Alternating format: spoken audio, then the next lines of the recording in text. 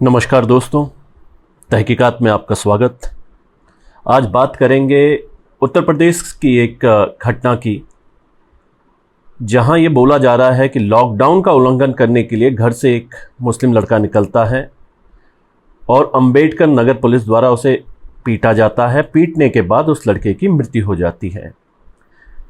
ये तो रही सोशल मीडिया पर चलने वाली बातें। अब जानना ये है कि क्या ये सच है, क्या उस मुस्लिम युवक की मृत्यु इस वजह से हुई कि उसका दोषबश घर से बाहर निकलना था। दोस्तों, इस प्रकरण को अगर बारीकी से देखा जाए और इससे संबंधित लोगों से तथ्यों के आधार पर बात की जाए तो ये पता चलता है कि उस लड़के की मृत्यु का कारण उसके फेफड़े और उसके दिल में संक्रमण जो पहले से था, जिससे वो पहले से ग्रसित था, उसके कारण से हुई थी। जब ये घटना होती है, उसके माँ बाप उस लड़का घर वापस आता है, उसको उनके पारिवारिक डॉक्टर के पास ले जाते हैं। वहाँ पे उसके माँ बाप द्वारा ये बोला जाता है कि मोटरसाइकिल से गिर गया था, इसके लिए उसे कुछ चोटें लगी हैं, जिसका इलाज किया जाता है और उसको फिर एक हॉस्पिटल में रेफ़र कर दिया जाता है। हॉस्पिटल में रेफ़र करने के बाद ये पता चलता है कि जो चोटें उसे लगी थी उनमें इन्फेक्शन हो गया है, और इसी बात पे कायम रहते हैं कि हाँ जी, मोटरसाइकिल से गिरा था और मोटरसाइकिल से ये चोटें लगी थी। लेकिन जब उस लड़के की मृत्यु हो जाती है, उसके बाद ये नैरेटिव चेंज हो जाता है। उसके बाद ये बोला जाता है कि पुलिस द्वारा मारा गया था।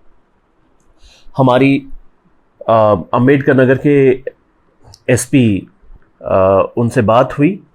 उनके अनुसार जो वहाँ के एसपी हैं आलोक प्रियदर्शी, उनके अनुसार ये है कि सोशल मीडिया पर इस घटना के माध्यम से किए गए दावे सरासर गलत हैं। रिजवान की मौत पुलिस के द्वारा पीटने से नहीं, बल्कि उनकी मौत पहले से हो रहे उनके संक्रमण जो कि उनके चेस्ट और उनके लंग्स में था।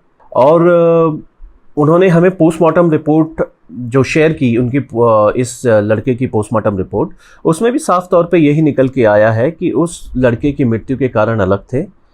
पुलिस द्वारा लाठियों से पीटे जाने की वजह से उसकी मृत्यु नहीं हुई। इसके अलावा जो कुछ चीज़ें बाहर निकल के आती हैं इस प्रकरण में, वो है कि क्यों पारिवारिक डॉक्टर व तत्पश्चात जिस हॉस्पिटल में रिजवान का इलाज हुआ, दोनों जगह चोट की वजह मोटरसाइकिल से गिरना बताया गया था परिवार द्वारा।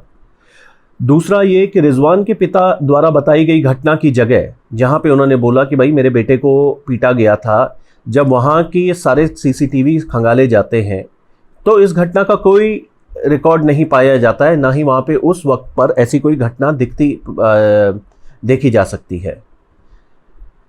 अब एक और कई न्यूज़पेपरों ने बोला कि रिजवान ने एक लिखित बयान दिया था, लेकिन अगर लिखित बयान है तो वो कहाँ है? हालांकि पुलिस ने साफ तौर पे कहा है कि उनके पास रिजवान का ऐसा कोई लिखित बयान नहीं है और ना ही कहीं से उपलब्ध कराया गया है। अगर है तो वो लाके दें। चौथी बात यह है कि पोस्टमार्टम रिपोर्ट में रिजवान की मृत्यु का कारण स्पष्ट बताया गया है, जिसमें मृतक के शरीर पर लाठीचार्ज के कारणों की वजह से चोट का कोई जिक्र नहीं है। और अगर रिजवान के पिता ने पुलिस पर संगीन आरोप लगाए हैं तो फिर शिकायत क्यों नहीं की? क्यों एक तहरीर देके इस मामले की जांच कराने के लिए गुहार नहीं लगाई, चाहे वो पुलिस में हो चाहे वो अदालत में हो? दोस्तों, कहीं ना कहीं तथ्य के आधार पर देखें तो ये वायरल पोस्ट गलत है। तांडा पुलिस, जो कि अंबेडकर नगर क्षेत्र के अंतर्गत आती है, का साफ तथ्यों के आधार पे ये कहना है कि भाई इस व्यक्ति को लॉकडाउन का उल्लंघन करने की वजह से लाठी से नहीं पीटा गया था। रिजवान की पोस्टमार्टम रिपोर्ट के अनुसार भी उसकी मौत हृदय और फेफड़ों के संक्रमण के कारण हुई है और शरीर पर कोई भी लाठी के निशान नहीं है। आप लोगों को बस चोट के निशान और लाठी के निशान में फ़र्क होता है। कुछ लोग जो शायद इस बारे में जानकारी रखते हों, जो लाठी के निशान से सूजन आ सकती है, मांस फट सकता है, लेकिन गहरी चोटें कभी नहीं लग सकती हैं। और यही पोस्टमार्टम रिपोर्ट में, यही उन जिन डॉक्टरों ने पोस्टमार्टम किया उनकी रिपोर्ट में इन्फेक्शन और मोटरसाइकिल से जब वो गिरा था उन चोटों को इसकी वजह बताया गया है। दोस्तों, किसी भी चीज़ को एक गलत नैरेटिव के साथ सोशल मीडिया पर डालना और फिर उसको फैलाना कहीं ना कहीं जो लोग फ्रंटलाइन में काम कर रहे हैं उनके मनोबल पे भी फ़र्क डालता है। आप लोगों से रिक्वेस्ट है, ऐसे पोस्टों को शेयर करने से बचें।